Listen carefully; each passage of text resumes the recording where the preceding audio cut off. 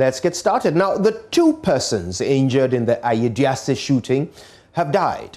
31-year-old Samson Zabanga, who drives a Kia Optima saloon car, shot 52-year-old Kwame Amwa 3 times in the stomach for cautioning him against careless driving. Now, this was after the 2 exchanged slaps in a road rage incident near KNUST. Zabanga then shot himself in the head after he was allegedly surrounded by the police, who had rushed to the scene to stop a mob attack. The 2 were rushed to the KNUST hospital in a critical condition. The Ashanti Regional Police Command has been awaiting the recovery of the 2 to continue with their investigation, but that does not seem possible following their death. My colleague Nane Aujima visited one of the bereaved families and sent this in.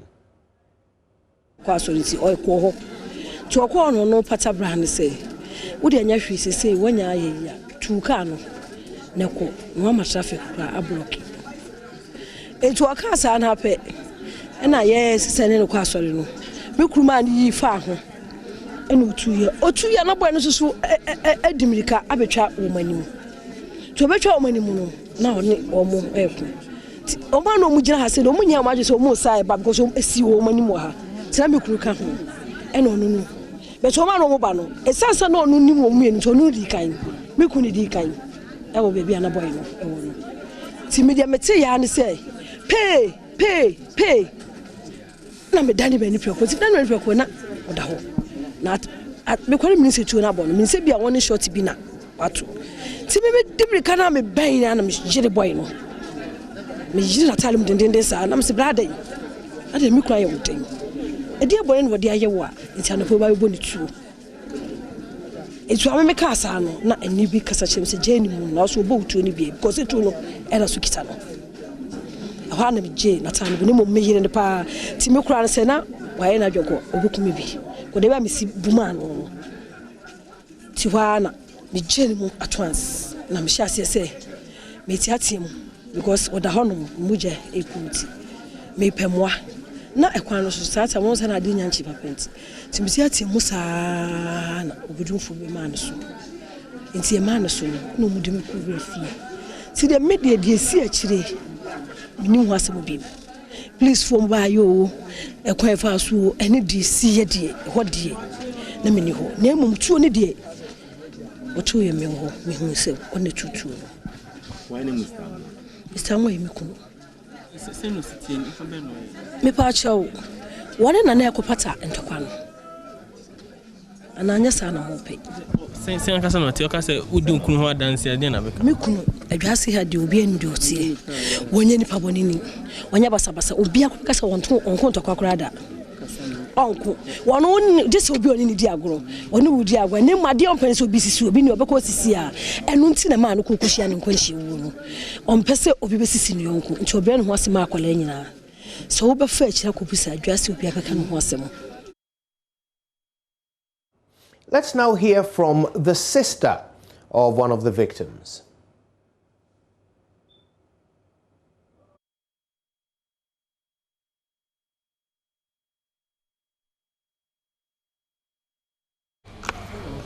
Semo brother no say na SC na obi abonti na so obon hu tuo no say na musenya information no okay adebechi amana pie no na osi okwa akra nemum no nesisi ye ne yakakra enti no opese onko VIP no onko hwese obi enim driving na ono so okofo VIP ha na nka wa manipa ko na drive no mudu baby kra na ono so ato aso na mekra meka se wonnim nipa no enti na danfo baako eye Adams and or see Francis ma memfa wonko na me sam famra so de me pese me hawo because wo ye adwuma ti me pese me hawo e ma na pa no kra no me last born o catch ne say on frɛ obi ma no nti won so frɛ no nipa no kra nya medui na opi say okɔ because nka okɔ akra no no na etwidi anka ofa bodi kwan because tem be ho no ofa but the sense okɔpɛ obi amana a drive nti e na ma de fa adwase won nti ye ho na call by me kwa na ma metene kasa say okasa wo but na menim say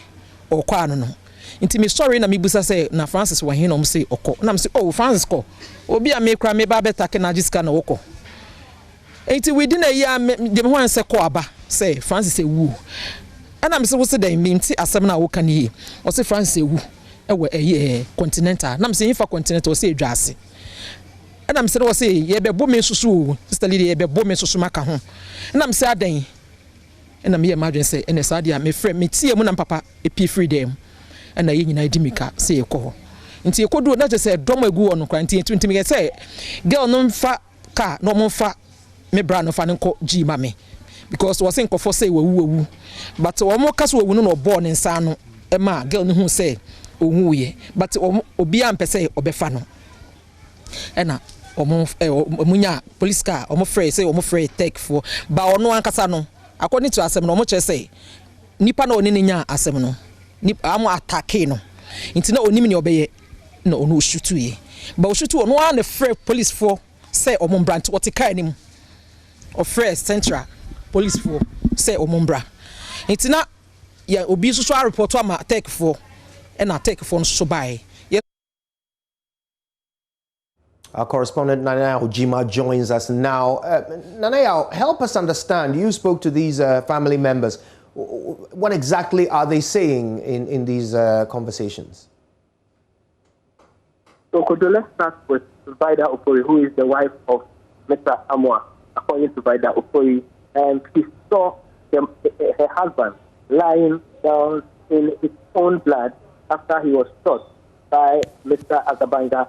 So, according to the wife, from what that she's learning, the man had gone in to Mr. Azabanga to drive with caution because one of the people that the person that Mr. Azabanga had an issue with is someone they know from church. So he went in as a peacemaker, but unfortunately, due to his love for peace, that was what caused the death of the husband. So she sad, and before she heard of the death of Mr. Zabanga, all that she was trying for was justice.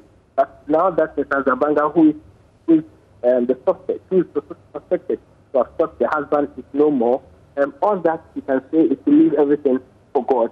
And she also told me about the 5 children that she has with Mr. Amwa. According to her, Mr. Amwa, together with herself, Vida, have done very well to see all the children, the 5 children through school, with one of them, the eldest, in the US.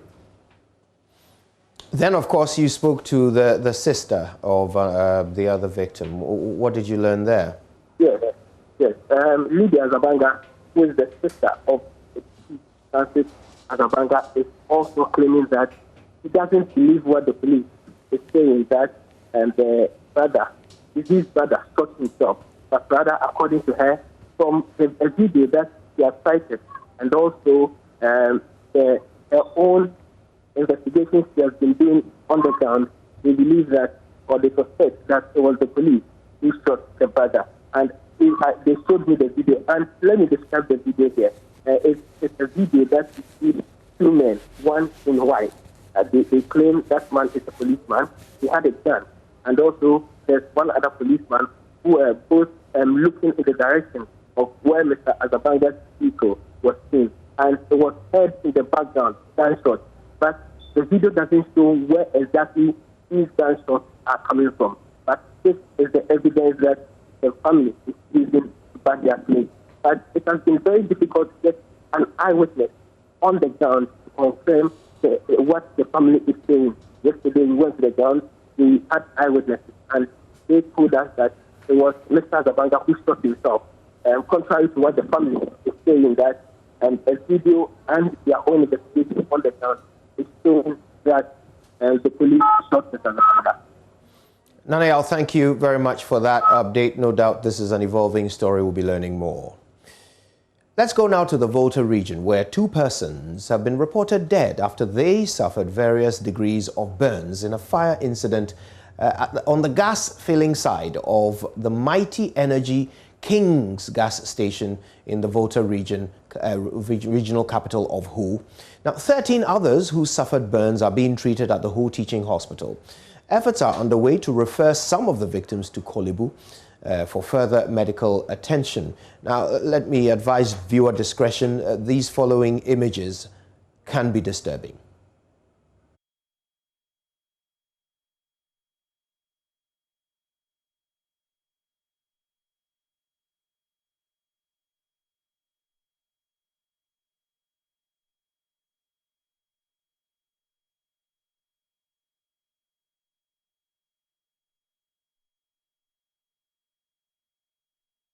The unfortunate incident occurred in the early hours of Wednesday, 11th November 2020. It took the swift response and intervention of the Ghana National Fire Service to put out the fire and prevent it from spreading to other departments of the facility. However, 15 persons, including pump attendants, suffered burns between 60% and 97%. Unfortunately, 2 of the victims have been reported dead, while the rest 13 are receiving treatment at the Whole Teaching Hospital. Dr. John Tampori is the Whole Teaching Hospital Acting Chief Executive Officer. It's just not right to have as many as 13 lying close to one another. They will be infecting one another. And if you look, you saw that on the right, the first one's infection has set in. The skin is dirty, has already infection. So what we are going to do is to isolate those from the rest, because it will spread to the rest. So if you remember, the head of department was saying that they have taken that decision, even though they hadn't consulted. So I said, fine, I mean, this is a professional thing, so do it, and you have my support. So they are moving them out to a different place so as to reduce. And there must be enough air, light, and so it all helps with recovery. And there are even special beds that you have in such centers. It's like water boiling. So you see, when the skin that is not healthy is attached to a place for long, it forms a sore. But with those kind of beds, because of the changing, they are not having direct and constant touch. So sore formation, which we call bed sores, are limited. And so these people recover faster and are able to go back to do whatever they do. They are negotiating already with Colleagues. They have a very good facility to see whether they can take a few of them so that we can have much more time for the few that will remain. So efforts are being made in that direction. Nonetheless, the Volta Regional Director of the National Disaster Management Organization, Divine Bosson, made a personal donation of 2,000 Ghana cedis to the victims. Today, and it is very, very horrible. I was even dropping tears at the hospital. I was dropping tears because looking at the condition of the people, how they were feeling the pain, you can see it on their face and everything. I realized it was not just a mere disaster or any disaster that we've been battling with. This is a gas explosion at a filling station. I couldn't help than to sign a check of 2,000 to support them, and I'm calling on every well-meaning Ghanaian, every well-meaning Voltarian, everybody living in Ghana watching this news to come to my aid or to the aid of the victims at the hospital. Fred Kwame Asari, JoyNews. Who? From one fire to another, the traders at the Odorna market are counting their losses after fire ravaged a portion of the Pedestrian mall at the Kwame Nkrumah interchange. A good number of shops were destroyed in the fire. The cause of it is not yet known. Firefighters have struggled to contain the fire, believed to have started sometime around midnight. JoyNews' Benjamin Akakpo was there, and he's here with us right now. Benjamin, thanks for your time. Well, we're learning that firefighters are still struggling to get the flame under control. Well, indeed, that is exactly what the scene is, and they're still attempting doing that. The situation is that they came with their hoses and all of that, but access to water. So initially, some of the market people felt that they didn't have water in the tenders. They actually did. But I interacted with one of the fire officers. We're going to hear from them, and they intimated that they actually expended whatever water they had. They could not, quench the flames. 2 came initially, and I think a third one, as of when we're reporting this morning, had come through. But it's quite a situation there. You've seen the images. It's still smoldering. In fact, Kojo, we went to one of those stalls, and it was quite a scene. There was still fire gutting the store, but guess what? There were 3 gas cylinders in there. So some very important issues that are to be raised. The fact that a lot of these people are there with gas cylinders, that there are illegal electricity connections, and only God knows what could have triggered this. The source around the public toilet area where the fire is said to have started, we actually, on scene, we saw a gas cylinder there that, from the look of things, had exploded. Only God knows whether that could have been the trigger right there. But I've also been interacting with some traders there, and let's listen to some of what they had to say. Sleeping this morning when my phone rang around about 2 a.m. in the morning. And actually, normally, me, if I don't save a number on my phone, I hardly pick calls. But this also number came in, number I didn't save on my phone, so I had to pick because it was early in the morning. So I was wondering why could this person be calling me by this time. So I answered the call. Then it was a friend of mine, named by Sakura, who said that he knows I have an office here and that the area is on fire. The moment I had to wake up very early that morning, and I came here, and it started from where the main road is, where they have the roundabouts, where they have the public toilets. That was where the fire started coming. So it was heavy. And fire service too also, they came around. Yeah, but they tried to also off the fire, but the blazing of the fire was too heavy. Yeah, and it was coming this direction, coming down, down, down, down. So I realized that the fire is coming down to also where my office is. So I had to rush again and also come to see what is going on. I got to the office there. I don't know what else again to do because the fire was coming close. All of a sudden we had... You were here and the fire was approaching. Exactly. You saw the fire approaching your store. Fire coming very close. So all of a sudden we had some heavy sound. Boom, boom.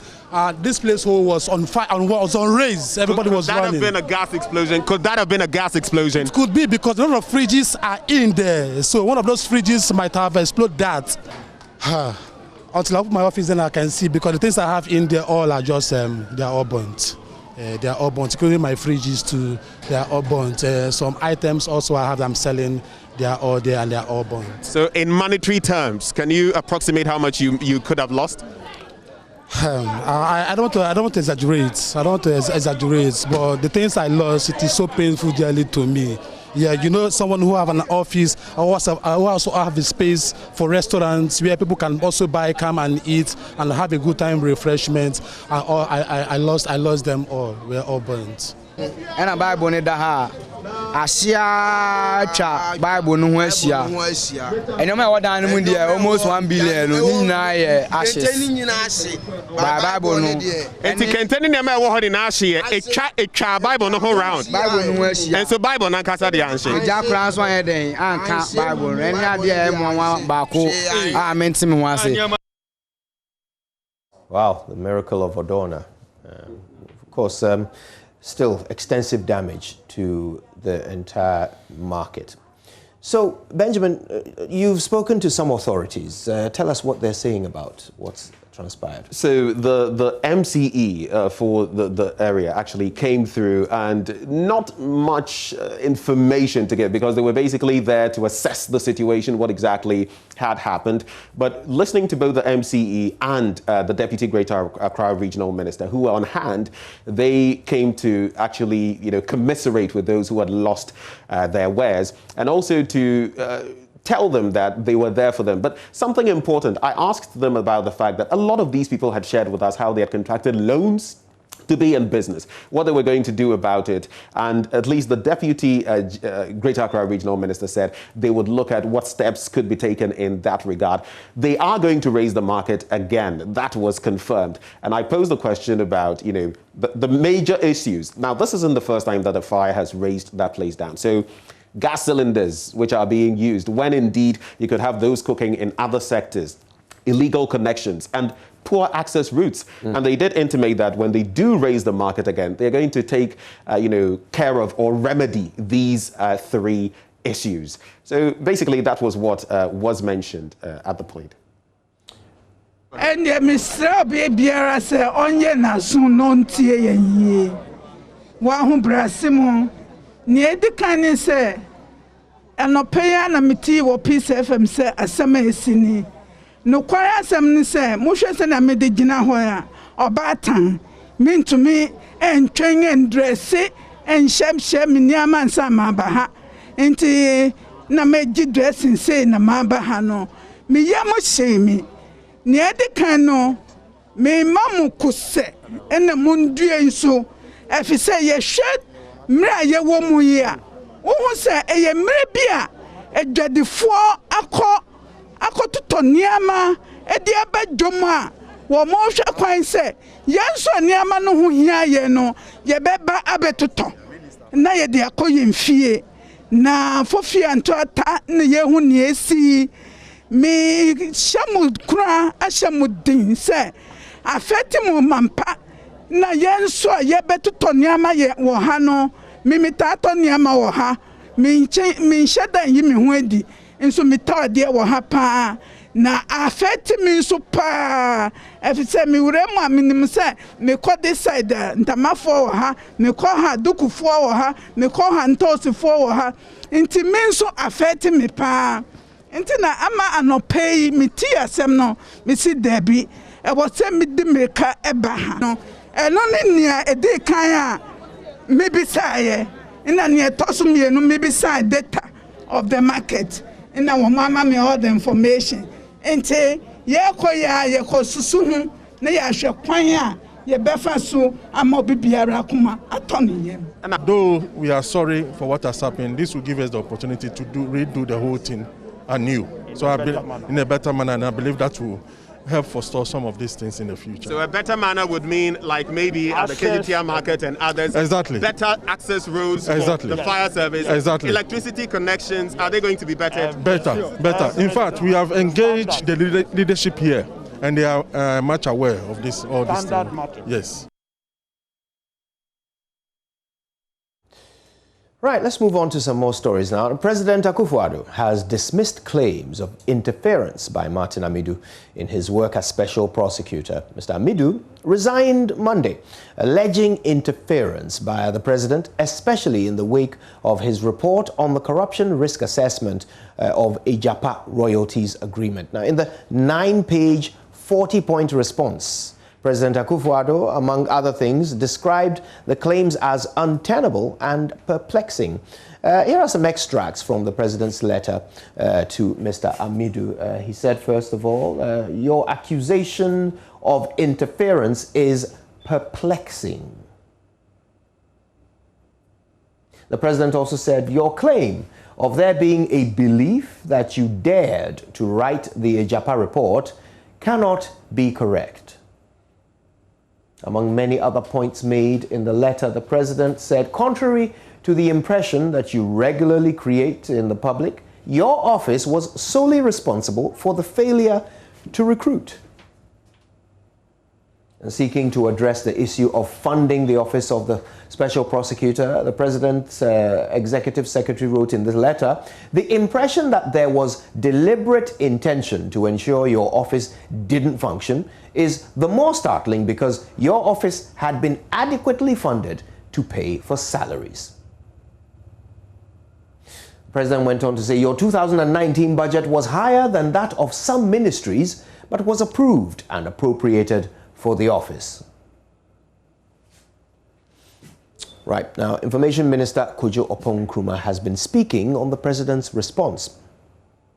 We respect Mr. Martin Amidu, and we respectfully disagree with these two arguments that he has put in the public domain. And for the purposes of the public record, it is important to state the facts as they are, and the public can make their judgment. Now, I hear my brother Bright talk about initialization of the office and that government could have done better with the initialization of the office. Let me be quite clear. We don't need to mince words about it. When an institution is set up, a governing board is put in place and persons who administer that institution are appointed into office. The responsibility of initializing the office is a joint responsibility between the one who sets up the office, i.e. government, and the persons who are seized with the powers to have that office functioning. You cannot initialize the office and hand it over to them to operate.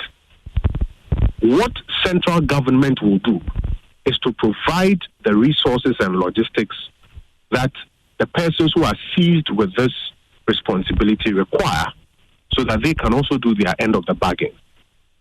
Ms. Amidu has served notice to the whole world that the office of the president or the government of Ghana literally failed to do so, or to do its part of it. What we have done is to provide the facts that that is not true. So if any analyst now wants to go beyond that and say that we should have initialized the office and handed it over to Mr. Amidu, even Mr. Amidu would disagree with that view.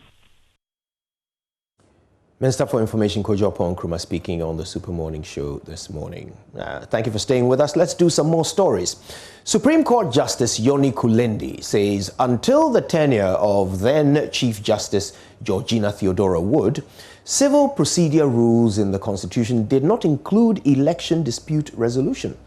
According to him, it was in 2008, during a Peace and Development Conference, that Her Ladyship made efforts to get the Judicial Service to put together a booklet on elections and election disputes and the ways to address them. Realized by 2008 that from time to time, across the board, from parliamentary elections, even from primaries all the way, pre-election registration, you tend to have disputes. And then if you look back in retrospect and you do the analysis, you realize that, oh, litigants, lawyers, election administrators, stakeholders, the politicians themselves, the political parties, are always trying to figure out the right procedures by which to access the court in various election-related disputes. Now, the reason is because our civil procedure rules, as we have them, did not include rules on election. Dispute resolution and how you approach the court. You can put it, first of all, we had civil procedure rules that go to 1957 rules. We revised the rules in 2004 or 2002 thereabouts. But in doing so, remember that we hold elections once every 4 years. So in formulating those rules, if you go through the rules, you see rules on how to roll out various types or courses of action. But there's no section in those rules on how to start an election-related course of action. Anywhere.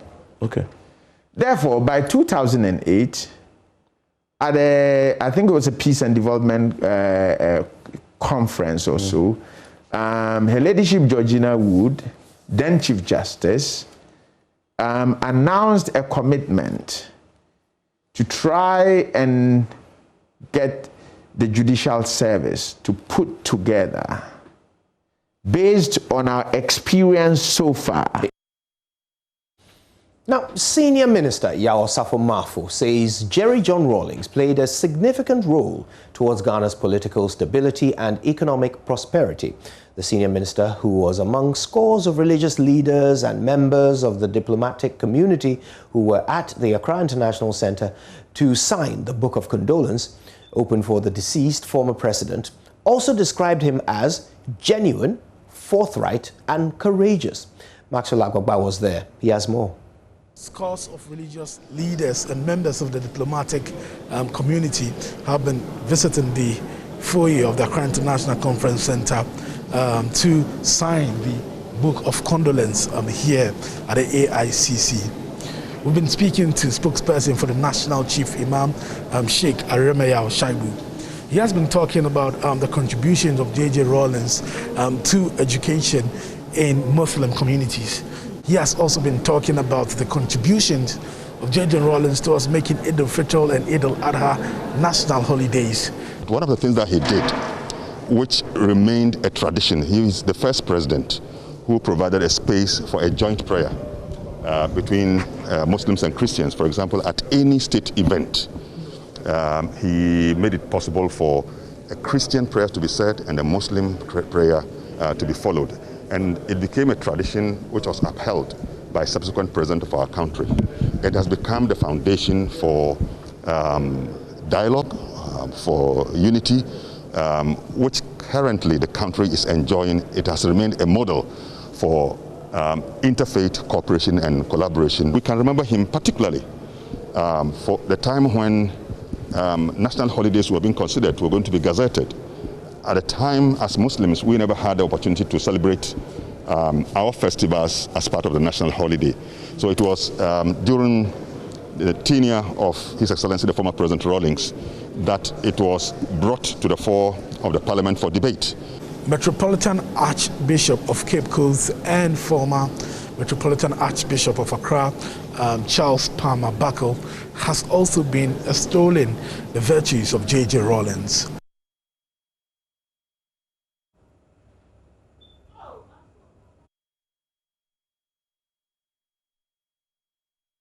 Right, many dignitaries and prominent Ghanaians and people from other parts of the world signing the Book of Condolence at the Accra International Conference Center in their way of bidding farewell to the former President Jerry John Rawlings. Many others have spoken about him in flowing prose, and we'll be bringing you more of those conversations. Right now, though, it's time for business after these.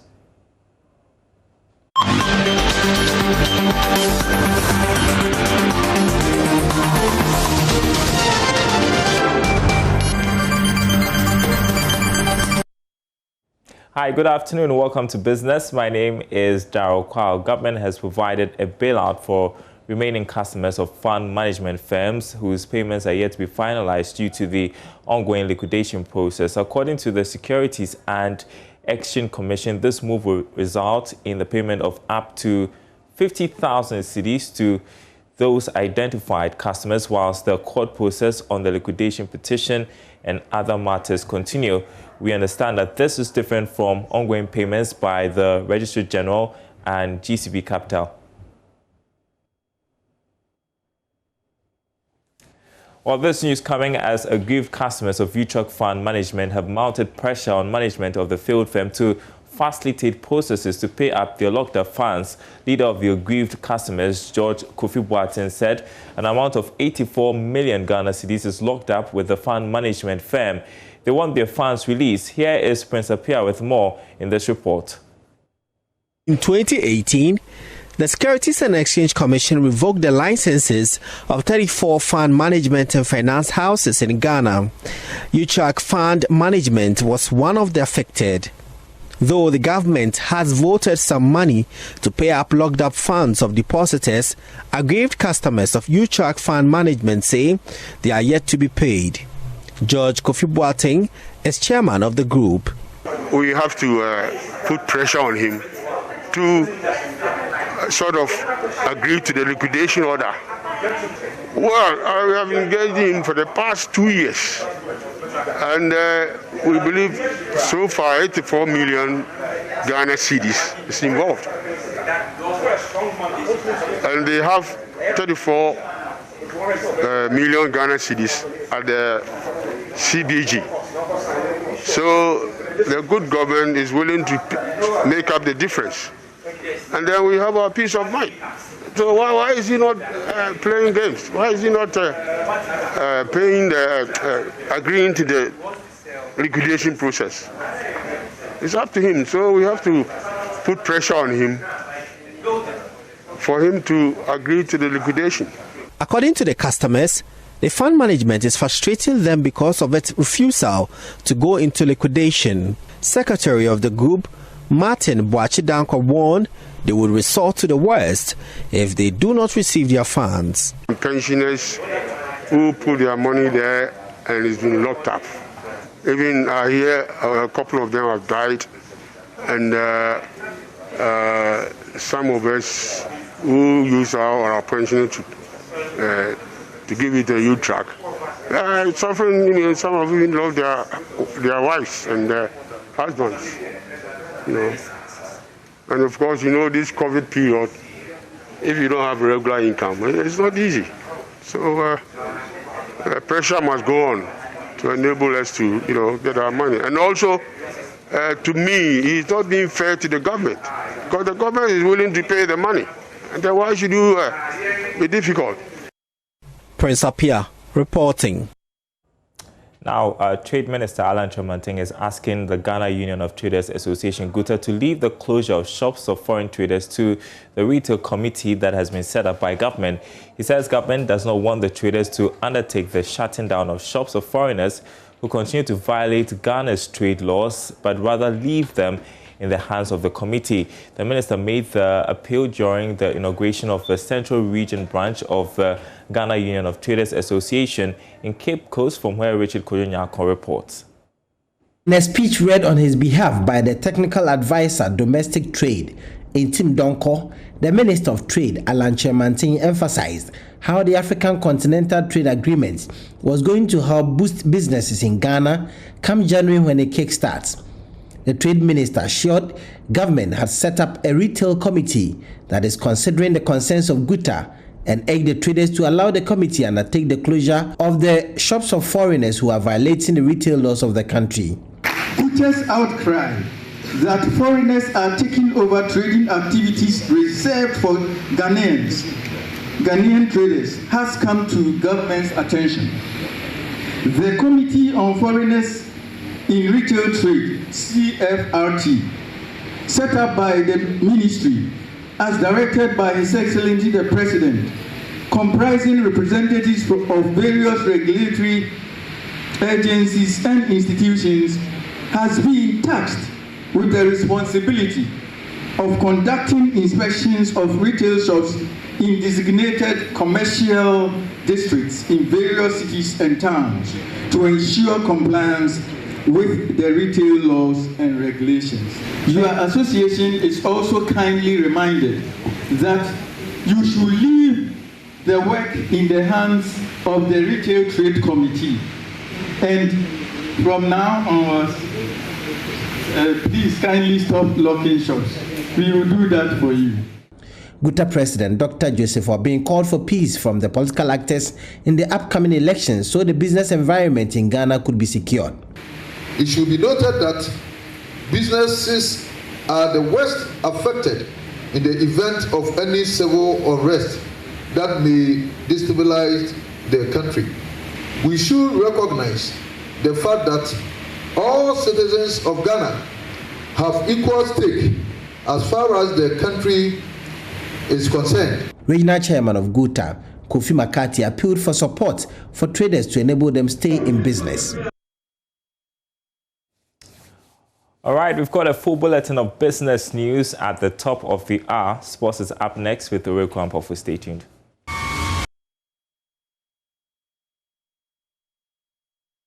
Hello, good afternoon and welcome to the sports segment with me, Oreku Ampofu. We still stay with the national team as we're trying to dissect that result yesterday afternoon, where they lost by 1-0 against Sudan. And head coach of the side, C.K. Akono, says that he saw an improvement in his team despite a 1-0 loss to Sudan on Tuesday. Now, according to him, the COVID-19 pandemic has not helped in his quest to build a winning team, but he is beginning to see positives in his side. We do have more for you in the following report. Of course, we play without many key players, and the likes of the captain, Kudus, and other people. And so, looking at all this, I strongly believe that we did well. What I can say is that we learned from this mistake, from the mistakes we've made, and of course, in March we have two matches coming on, and I can assure that we will qualify. We will do well against South Africa. We'll do well against South Tome, and we'll qualify for the AFCON. We will qualify. We will do that, I can assure. We will qualify. But of course, we have to do a bit of work. We will not qualify verbally, but we have to work hard to get there. I strongly believe, and I can assure any Ghanaians that we will do our best to qualify. Let's come to some local stories now. Asante Kotoko news signing Fabio Gama says he appreciates the energy of the supporters and has promised to repay the confidence reposed in him by the fans. My colleague Calvin Owusu and Sam met him at the airport and fell together this report. Fans of Kumasi Asante Kotoko SC thronged the Kumasi airport on Tuesday to welcome their new Brazilian signee, Fabio Gama dos Santos. The Porcupines, led by management members David Obenyak, the special assistant to the CEO, Nanaya Amponsa, and the communications manager, Moses Enchubunefo, welcomed the Brazilian import. A group of the club supporters known as the Porcupines Tertiary Supporters Group gathered at the airport to cheer their new midfielder with songs of the club. The former Vanamo attacking ace joyfully received the welcome songs with expression of love and readiness to achieve success for the Reds. I am very happy to this. It's a good time, it's a good energy, and this is important to me because I come to the great club. I'm happy to be here and I want to play, I want to be happy in the pitch. Fabio Gama touched down in Ghana on Monday at the Kotoka International Airport. He arrived with his wife Aniel Ribeiro Gama and his son Divi Pereira Gama. He is expected to start training tomorrow morning as he completes documentation to be ready for the new season. Asante Kotoko fans are enthusiastic. This is a quality addition to Coach Maxwell Knedu's setup. Everyone has got a name, and he's Fabio Gama. He's not the rest of Brazilians who came to Kotoko. This is a new leaf for Fabio Gama. So we expect that he will be the playmaker that we've been missing. Today is a great day to see Fabio Gama in Kumasi. He's welcome to the Porcupine family. Kotoko is more than a football club, it's a family. So we welcome Gama to Kumasi. We are winning our trophy this year. Though our first match didn't go well, but we are trusting our boys. And with Gama inclusive, we know we are winning all trophies this year. Fabio Gama will not be ready for the Porcupines trip to Brecum this weekend as they play as guests to Brecum Chelsea. He is however expected to complete his fitness sessions and be ready for the home game against Great Olympics. Well, that's how we wrap up the sport here. My name is Oreku Wampofo. World News is up next.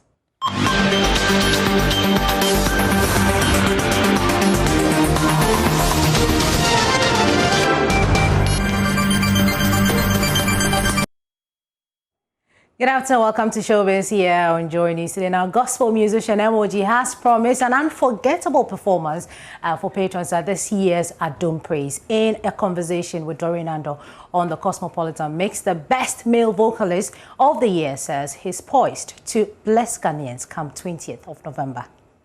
Should we expect on the big night at Adum Praise 2020?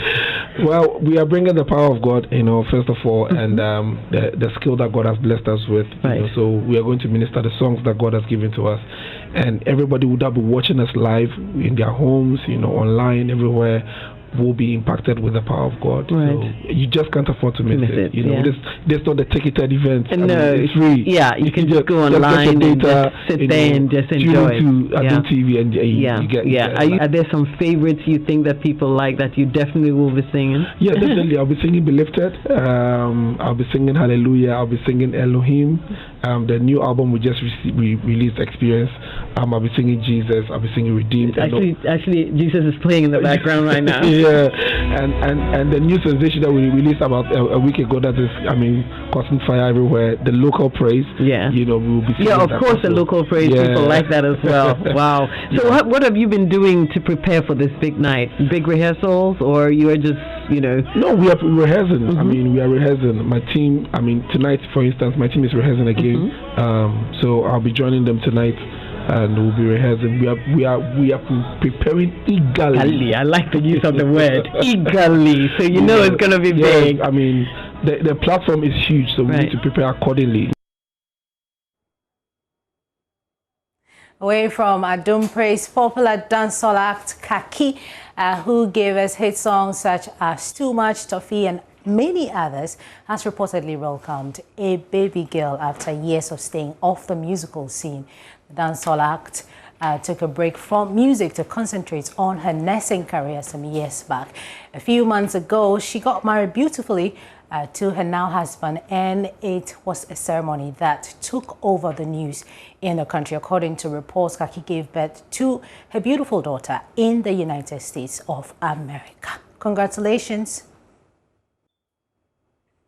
Before we go, let me tell you about what to expect this Saturday on e-vibes. Information Minister Kojo Nkrumah has disclosed some of the things he does to unwind. With all his busy schedules, this is what he does to relax.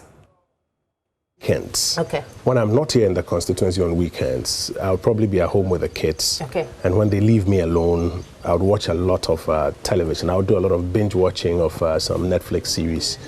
And in the absence of that, if I have a good book, I like reading biographies. If I have a good book, then I'll spend some time on it. So, because you mentioned Netflix, Ghanaian movies.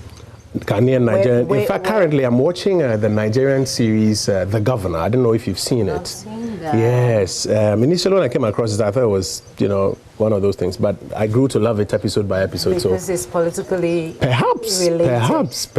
I like things that have law, security, and politics embedded in it. So that's what I'm watching currently.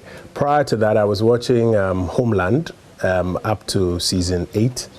And I'm still looking for the season finale. You do have time for series? Yeah, well, so on weekends, if I'm not in the constituency.